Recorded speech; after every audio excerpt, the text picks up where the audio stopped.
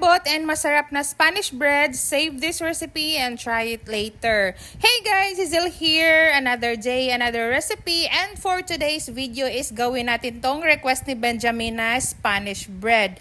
For this recipe ay gagamit ako ng isang whole eggs, 1/3 cup na brown sugar. Imimix lang natin until maluso yung sugar and tsaka natin i-add yung milk and yung yeast. Ang complete list sa ingredients guys is ilagay ko lang sa caption. Pagka okay na ang ating wet ingredients guys is tsaka naman natin ilagay itong ating dry ingredients. For this is gumamit ako ng 3 cups na all-purpose flour and isang teaspoon ng salt and halo-haluin lang natin guys using spatula until maka-form tayo ng dough. And pag okay na ganito naka-dry, medyo naka-form na tayo ng dough, tsaka na natin i-add yung butter. And gamit ang malinis na kamay, masahin natin to guys until ma-well incorporate na yung butter and ini-knead natin ito for 5 minutes. So, ang pinakahirap sa all paggawa ng bread ay itong pag-knead. Super nakakangalay guys. And after 5 minutes, super okay na ating dough. So, paalsa natin ito for 1 hour. Takpan lang natin ng cling wrap. Meanwhile, gagawa naman tayo ng filling. So, gumamit lang ako dito ng sugar, all-purpose flour, and butter. So, i-mix lang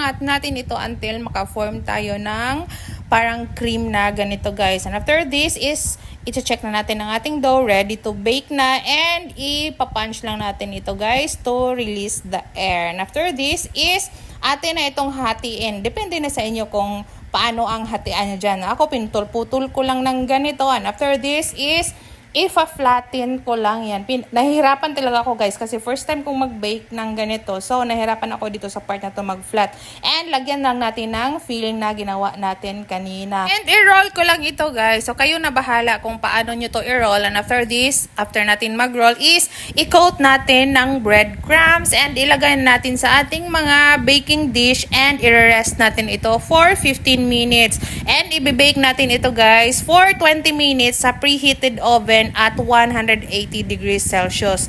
And ito na, luto na ating napakasarap, napakalambot na Spanish bread. Thank you for watching!